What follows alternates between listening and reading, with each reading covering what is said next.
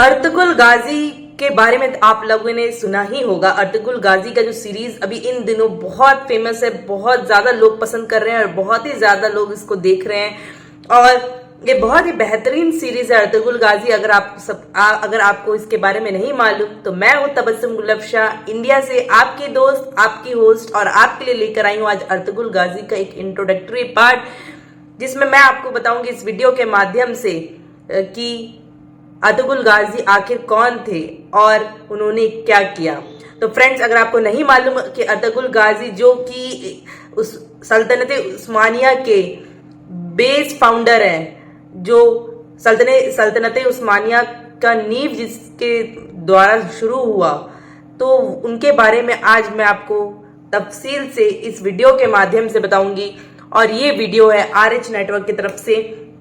तो फ्रेंड्स, चलिए चलते हैं, इस वीडियो को देखते हैं और उसके बाद अपनी गुफ्तगू जारी रखते हैं। अगर आप इस चैनल पे न्यू है तो प्लीज सब्सक्राइब करना बिल्कुल भी ना भूलिएगा और बेल आइकन जरूर अपना ऑन कर लीजिए ताकि नोटिफिकेशंस आपको मिलते रहे और मेरे सारे लेटेस्ट वीडियोस आप तक पहुंचते रहे। तो फ्रेंड्स, उम्मीद करती हूं कि आप सबको मेरा ये वीडियो पसंद आएगा। दुनिया की सबसे अजीम सल्तनत यानी खिलाफत उस्मानिया, जिसे आज हम द ओटोमान एम्पायर के नाम से भी जानते हैं, ये वो सल्तनत है जिसने 6 सदियों से ज्यादा इस दुनिया पर हुकूमत की। लेकिन सवाल यही है कि आखिर इतनी मजबूत सल्तनत और इतने लंबे वक्त तक चलने वाली सल्तनत अचानक से कैसे खत्म हो गई और इस सल्तनत ने किस तरह से अपनी बुलंदियों को छुआ था और इतनी ज्यादा सुपर पावर बन गई थी। लिहाजा आप तमाम लोगों की ख्वाहिशों पर हमने द ओटोमान एम्पायर यानी सल्तनत उस्मानिया की ये सीरीज शुरू की है, जिस सीरीज में हम आपको एक एक करके हर सुल्तान की हिस्ट्री बताएंगे। नाज़रीन गिरामी, आज की इस वीडियो में हम शुरुआत करते हैं अर्तुगरुल गाजी के बेटे और खिलाफत उस्मानिया की बुनियाद रखने वाले सुल्तान यानी उस्मान गाजी की। नाज़रीन गिरामी, वीडियो शुरू करने से पहले बस छोटी सी गुजारिश है कि नए आने वाले हजरात हिस्ट्री की इसी तरह की नॉलेजेबल वीडियोस पाने के लिए हमारे चैनल को सब्सक्राइब करें और पास ही में मौजूद बेल आइकन को भी दबा दें और हमारी हौसला अफजाई के लिए हमारी वीडियो को हमेशा लाइक जरूर किया कीजिए ताकि इसी तरह की नॉलेजेबल वीडियोस का ये सिलसिला हम जारी रख सके। दोस्तों, ये कहानी शुरू होती है 13वीं सदी से। 13वीं सदी में खिलाफत उस्मानिया की बुनियाद रखी गई थी और फिर अल्लाह ताला ने इस सल्तनत को ऐसे ऐसे अजीम सुल्तान दिए जिन्होंने न सिर्फ अपने बाप दादा की इस सल्तनत को बचा कर रखा बल्कि दिन ब दिन उस सल्तनत को बढ़ाते चले गए। नाज़रीन गिरामी, अगर बात करें उस्मानी सल्तनत के बारे में तो इनके जो आबा व अजदाद थे यानी इनके बाप दादा, वो कुर्दिस्तान के रहने वाले थे। लेकिन मंगोलों के दौर में जब मंगोलों ने इन पर चढ़ाई की और इनके एरिया में जाकर खूब डाकाजनी करने लगे तो ये लोग वहां से मुंतकिल होकर अर्तुगरुल गाजी की क़ियादत में अनातोलिया में हिजरत कर गए। अनातोलिया पहुंचकर इन लोगों ने वहीं पर अपना सब कुछ डेरा डाल लिया। नाज़रीन गिरामी, जिस वक्त उस्मानियों के बाप दादा ने अर्तुगरुल गाजी की क़ियादत में अनातोलिया की तरफ हिजरत की, उस वक्त ये कबीला यानी जिसे काई कबीले के नाम से जाना जाता था 100 खानदानों और 400 घुड़सवारों पर मुश्तमिल था। उस वक्त अनातोलिया में तुर्की नस्ल के ही लोगों की सल्तनत थी। उस सल्तनत को सल्जूक सल्तनत के नाम से जाना जाता था। इस सल्तनत के बादशाह का नाम सुल्तान अलाउद्दीन था। ये सल्तनत अपनी तरक्की का दौर गुजार कर अब अपनी बर्बादी के दौर पर गामजन हो चुकी थी। हालांकि इस बात से इनकार नहीं किया जा सकता कि सल्जूक सल्तनत ने ही मुसलमानों को अल्प अरसलान जैसे हुक्मरान दिए थे, जिन्होंने सिर्फ 15,000 की फौज की मदद से 1 लाख की फौज जो रोमियों की फौज थी उसे शिकस्त देकर उनको अपना गुलाम बना लिया था। लेकिन अब ये सल्तनत पूरी तरीके से कमजोर हो चुकी थी और इस सल्तनत को जहां एक तरफ मंगोलों का डर था, वहीं दूसरी तरफ ये रोमियों से बचाव के लिए जुस्तजू कर रही थी। नाज़रीन गिरामी, अर्तुगरुल गाजी जब अपने छोटे से कबीले के साथ अनातोलिया पहुंचे तो अनातोलिया के रास्ते में ही 2 फौजों में आपस में लड़ाई हो रही थी। इस जंग को जब अर्तुगरुल गाजी ने देखा तो उन दोनों फौजों में से एक फौज जहां बहुत ज्यादा ताकतवर और तादाद में बहुत ज्यादा थी, वहीं दूसरी फौज बहुत ज्यादा कमजोर और तादाद में बहुत ज्यादा कम थी। लिहाजा वजह यह थी कि अर्तुगरुल गाजी फितरतन एक बहुत बहादुर और बहुत रहम दिल इंसान थे। لہٰذا اسی وجہ سے ارطغرل غازی نے اس کمزور اور کم تعداد والی فوج کا ساتھ دیا۔ جس فوج کا ارطغرل غازی نے ساتھ دیا تھا وہ فوج تھی سلجوق سلطنت کی، لیکن ارطغرل غازی کو ذرہ برابر بھی اس بات کا علم نہیں تھا۔ لہٰذا ارطغرل غازی نے جب اپنے چند سپاہیوں کے ساتھ پوری طاقت کے ساتھ اس مضبوط اور بڑی فوج پر حملہ کیا تو وہ پوری فوج تتر بتر ہو گئی اور بھاگنے پر مجبور ہو گئی، کیونکہ اس فوج کو یہ ڈر ستانے لگا کہ شاید سلجوق فوج کو کہیں سے مدد مل گئی ہے۔ لہٰذا سلجوق سلطنت کی وہ چھوٹی سی فوج جو اپنے آپ کو ہارا ہوا مان چکی تھی، ارطغرل غازی کی مدد سے فتح یاب ہو گئی۔ لہذا سلطان علاء الدین کو جب اس بات کی خبر ملی تو سلطان علاء الدین نے ارطغرل غازی کی بہادری سے خوش ہو کر ارطغرل غازی اور ان کے قائی قبیلے کو سلجوق سلطنت کی سرحدوں پر ایک جاگیر عطا کر دی۔ لہذا وہیں پر قائی قبیلہ آباد ہو گیا، اور اس طرح سے سلجوق سلطنت کے سلطان یعنی سلطان علاء الدین کو بھی ایک وفادار اور ایک طاقتور دوست مل گیا تھا۔ ناظرین گرامی، اس دور میں سلجوق سلطنت کے کمزور ہونے کی وجہ سے اس کے بہت سے امیروں نے اپنی خود مختاری کا اعلان کر دیا تھا، لیکن ارطغرل غازی نے کبھی بھی سلجوق سلطنت کے خلاف بغاوت کرنے کی نہیں سوچی۔ وہ ہمیشہ سلجوق سلطنت یعنی سلطان علاء الدین کے وفادار بن کر رہے، کیونکہ وفاداری ان کے خون میں تھی۔ 1258 یہ وہ سال ہے کہ جس کو اسلامی تاریخ میں ایک کالے سال کے طور پر یاد کیا جاتا ہے۔ اسی سال بغداد، جو اس دور میں اسلامی دنیا کا سب سے ترقی یافتہ شہر مانا جاتا تھا، اس پر منگولوں کے راجہ یعنی ہلاکو خان نے حملہ کیا تھا۔ یہ حملہ اتنا خطرناک تھا کہ اس حملے میں پورے بغداد کو تباہ کر دیا گیا۔ مسلمانوں کے بچے اور عورتوں کو غلام بنا لیا گیا اور ان کے مردوں کو قتل کر کے ان کے مردوں کی گردنوں سے مینار کھڑے کر دیے گئے۔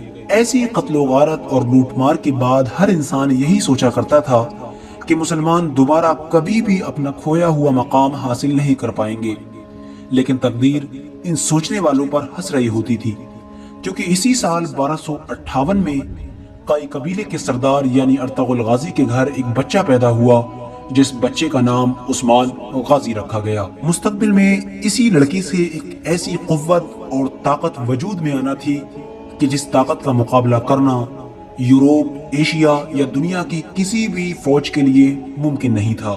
ناظرین گرامی، عثمان غازی بھی ہوشیاری اور بہادری اور عقل مندی میں اپنے والد سے ذرا سے بھی کم نہیں تھے۔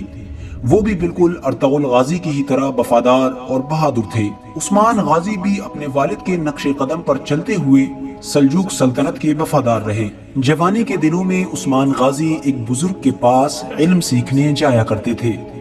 اس بزرگ کی ایک بہت ہی خوبصورت اور حسین و جمیل صاحبزادی تھی۔ اس صاحبزادی کا نام مال خاتون تھا۔ عثمان غازی نے جب اس مال خاتون کو دیکھا تو وہ ان پر فدا ہو گئے اور انہوں نے اس بزرگ کے سامنے مال خاتون سے نکاح کرنے کی پیشکش ظاہر کی، لیکن وجہ یہ تھی کہ عثمان غازی بہت ہی امیر گھرانے کے تھے، وہیں دوسری طرف وہ بزرگ بہت غریب اور درویش تھے۔ لہٰذا ان حالات کو دیکھتے ہوئے اس بزرگ نے عثمان غازی سے اس نکاح کے لیے انکار کر دیا۔ عثمان غازی کے نکاح کی پیشکش کو ٹھکرانے کے بعد بھی اس بزرگ کی لڑکی کی خوبصورتی اور علمی صفات کو دیکھتے ہوئے بہت سے ایسے لوگوں نے نکاح کی پیشکش کی جو عثمان غازی سے بھی کہیں زیادہ امیر اور رتبے میں بلند تھے، لیکن اس بزرگ نے ان سب کی نکاح کی پیشکش کو بھی ٹھکرا دیا۔ ایک بار کی بات ہے، عثمان غازی سو رہے تھے اور انہوں نے خواب میں دیکھا کہ ان کے بزرگ استاد کے سینے سے ایک چاند نکلا اور وہ چاند سیدھا آتے آتے عثمان غازی یعنی ان کے خود کے سینے میں داخل ہو گیا، اور پھر اس کے پہلو سے ایک پیڑ نمودار ہوا جو پیڑ بڑھتا ہی چلا گیا، اور وہ پیڑ بڑھتے بڑھتے اس کی شاخیں آسمانوں پر جا لگیں۔ اس درخت کی جڑ سے دنیا کے 4 بڑے دریا دجلہ، فرات، نیل اور ڈینیو بہ رہے تھے، اور 4 بڑے پہاڑ کوہ کاف، کوہ طور، کوہ بلکان اور کوہ اطلس اس کی شاخوں کو سنبھالے ہوئے تھے۔ اور پھر اچانک ایک دم سے تیز ہوا چلی اور اس درخت کے پتے اڑتے اڑتے ایک عظیم الشان شہر کی جانب چلے، جو شہر 2 بر اعظموں اور سمندر پر واقع تھا اور ایک انگوٹھی کی طرح دکھتا تھا۔ عثمان اس انگوٹھی کو پہننے ہی والا تھا کہ اچانک سے اس کی آنکھ کھل گئی۔ اس نے یہ خواب اپنے بزرگ استاذ کو سنایا، جن کے پاس وہ روز علم سیکھنے کے لیے جایا کرتا تھا۔ عثمان کے اس خواب کو سن کر وہ ولی صفت بزرگ استاذ فوراً سمجھ گئے اور انہوں نے اللہ تعالیٰ کی حکمت کو سمجھتے ہوئے اپنی بیٹی کا رشتہ حضرت عثمان غازی سے کر دیا۔ دوستو، لیکن اس وقت تک عثمان غازی سوائے سلجوق سلطنت کے ایک جاگیردار کے علاوہ کچھ نہیں تھا، کیونکہ وہ سلجوق سلطنت کے ایک وفادار جاگیردار تھے۔ لیکن پھر اچانک سے منگولوں نے 1299 میں ایک بڑا حملہ کر کے سلجوق سلطنت کو پوری طور پر ختم کر دیا اور سلجوق سلطنت کے آخری سلطان یعنی سلطان علاؤ الدین بھی مارے گئے۔ سلطان علاؤ الدین کے قتل ہو جانے کے بعد عثمان غازی اب بالکل آزاد ہو چکے تھے اور اب وہ پورے طور پر آزاد تھے کہ وہ اپنی سلطنت کو قائم کر سکیں۔ اپنے ابتدائی دنوں میں عثمان نے جنگ و جدل کرنے کے بجائے رحم دلی اور انصاف پسندی سے کام لیا، اور یہی وجہ رہی کہ وہ غیر مسلم اور مسلم ہر طرح کے لوگوں میں بڑے ہی ادب و احترام کے ساتھ پہچانے جانے لگے۔ لیکن عثمان غازی کی اس نرمی کو دوسرے ترک سرداروں نے عثمان غازی کی کمزوری سمجھا، لیکن یہ ان سرداروں کی سب سے بڑی بھول ثابت ہوئی۔ ان سرداروں نے صلیبیوں سے گٹھ جوڑ کر کے عثمان غازی کی سلطنت پر حلہ بول دیا، لیکن عثمان غازی نے ایک کے بعد ایک تمام سرداروں کو شکست دینا شروع کر دی اور ایک کے بعد ایک عظیم قلعے فتح کرنا شروع کر دیا۔ عثمان غازی کی ترقی کو دیکھتے ہوئے جب صلیبیوں کو خطرہ ہونے لگا تو انہوں نے منگولوں کے ساتھ گٹھ جوڑ کر کے منگولوں کو عثمان کی سلطنت پر حملہ کرنے کے لیے راضی کیا۔ جب منگولوں نے عثمان غازی کی سلطنت کے اوپر حملہ کرنے کی تیاری کی تو عثمان غازی نے بھی خبر سنتے ہی اپنے بیٹے اورحان غازی، جسے مستقبل کا بادشاہ بننا تھا، اس کو ان کے خلاف جنگ میں بھیجا۔ اورحان غازی نے بھی اپنے باپ عثمان غازی کے بھروسے کو قائم رکھتے ہوئے اتنی ہوشیاری اور بہادری کے ساتھ ان منگولوں کا مقابلہ کیا اور اتنی خطرناک شکست دی کہ وہ دوبارہ زندگی میں کبھی بھی عثمانیوں کی طرف نہیں بھٹکے۔ رومی سلطنت یعنی صلیبیوں کے بہت سارے علاقوں کو فتح کرنے کے بعد عثمان نے بروسا شہر کا بھی محاصرہ کر لیا اور یہ محاصرہ 10 سال تک لگاتار جاری رہا۔ یہ محاصرہ اتنا لمبا ہو گیا کہ آخرکار عثمان غازی کی موت کا وقت بھی قریب آ گیا۔ عثمان غازی جب اپنی آخری سانسیں لے رہے تھے تو انہوں نے اپنے بیٹے اورحان غازی کو بلایا اور اپنی آخری خواہش ظاہر کی۔ عثمان غازی نے اپنے بیٹے اورحان غازی سے کہا کہ تمہارے باپ کی آخری خواہش ہے کہ تمہارے باپ کو بروسا شہر میں دفنایا جائے، لہٰذا اب ایک بیٹے کے امتحان کی گھڑی تھی۔ ادھر باپ کی موت کا وقت قریب آ رہا تھا اور ادھر ایک ایسا مضبوط شہر جسے 10 سال میں بھی فتح نہیں کیا جا سکا تھا، اس میں ہی اپنے باپ کی میت کو دفنانا تھا۔ لہٰذا اورحان غازی نے بڑی ہوشیاری اور بہادری کے ساتھ ایک آخری حملہ کیا اور یہ حملہ اتنا خطرناک تھا کہ رومی سلطنت ذرہ برابر بھی عثمانیوں کے سامنے نہیں ٹک سکی، اور وہ مضبوط شہر کے جسے عثمان غازی 10 سالوں میں بھی فتح نہیں کر پائے تھے، ان کے بیٹے عثمان غازی نے چند دنوں میں فتح کر لیا۔ عثمان غازی نے اس سلطنت کی بنیاد اپنے باپ کے خواب کو پورا کرنے کے لیے اور ایک نیک نیت سے رکھی تھی۔ ان کا خواب تھا کہ تمام مسلمان اور تمام قوم مسلم ایک ہی جھنڈے کے نیچے جمع ہو جائے، لہٰذا اسی خواب کو پورا کرنے کے لیے عثمان غازی کے تمام بیٹوں نے اس سلطنت کو بچا کر رکھا اور دھیرے دھیرے ارطغرل غازی ایک بہت ہی فیمس کیریکٹر ہے فرینڈز، بہت ہی زیادہ شاندار کیریکٹر ہے، بہت ہی فیمس ہے، بہت ہی فیمس لیڈر بھی تھے وہ، اور بہت ہی بہترین انسان تھے ارطغرل غازی۔ اگر آپ نے ان کا یہ سیریز نہیں دیکھا ہے ارطغرل غازی تو پلیز جا کے یوٹیوب میں ARY چینل کے دوارا اس کا جو ہندی ورژن دکھا رہے ہیں تو آپ اس کو جا کے ضرور دیکھیے۔ بہت ہی اچھا اس کا جو سیریز ہے بہت ہی اچھا ہے، اور پورا ہسٹری کو اس نے سیریز کے دوارا لوگوں تک پہنچانے کی کوشش کی ہے۔ میرا یقین کریے اگر اس سیریز کو دیکھنے کے بعد آپ کا بھی جوش خروش بہت ہی زیادہ بڑھ جائے گا۔ اور فرینڈز اگر میں آپ کو بتاؤں تو جو عثمان غازی جو تھے، جو فاؤنڈر تھے اس سلطنت عثمانیہ کے، وہ ارطغرل غازی کے بیٹے تھے، اور ان کے بعد اورحان غازی نے اس گدی کو سنبھالا، اور اس طریقے سے یہ 600 سال تک سلطنت عثمانیہ نے پورے دنیا پہ راج کی، اور اچھے لوگوں نے ان سے ہار نصیب کیا۔ یعنی کہنے کا مطلب ہے یہ بہت ہی بڑے बहुत ही बड़े बड़े युद्ध इन्होंने जीता, बहुत ही ज्यादा ये फतेहयाब हुए और धीरे धीरे बहुत ही बड़ा सल्तनत यानी बहुत ही बड़ा एम्पायर इन्होंने खड़ा किया, जिसके बाद आज तक किसी ने इतना बड़ा एम्पायर खड़े नहीं किया। और अगर आपको नहीं मालूम अगर आपको नहीं मालूम तो सऊदी अरब भी इनके एम्पायर में आता था। और फ्रेंड्स, आप प्लीज जाके यूट्यूब में जाकर वीडियो को जरूर देखें और उसके बाद आपको कैसा लगा मुझे आकर बताइए। फ्रेंड्स, अगर आपको ये वीडियो पसंद आया हो तो प्लीज मेरे कमेंट बॉक्स में जाके कमेंट जरूर करिए। और मुझे अगर आपको किसी न्यू वीडियोस पे, किसी भी वीडियोस पे अगर आपको रिएक्शन चाहिए तो प्लीज आप मुझे कमेंट में जाके जरूर बताएं कि मैं किस वीडियो पे आपको ना रिएक्शन दूं।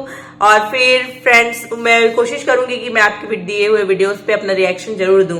तो फ्रेंड्स, उम्मीद करती हूँ कि आप सबको मेरा ये वीडियो पसंद आया हो। मिलते हैं हम अगले वीडियो के साथ, तब तक के लिए गुड बाय, अल्लाह हाफिज। और हाँ, प्लीज सपोर्ट पैलेस्टाइन। और इंडिया में कल इलेक्शन है 7 नवंबर, specially in Chhattisgarh there is election. तो फ्रेंड्स, अपने मत का सही उपयोग करना बिल्कुल भी ना भूलें।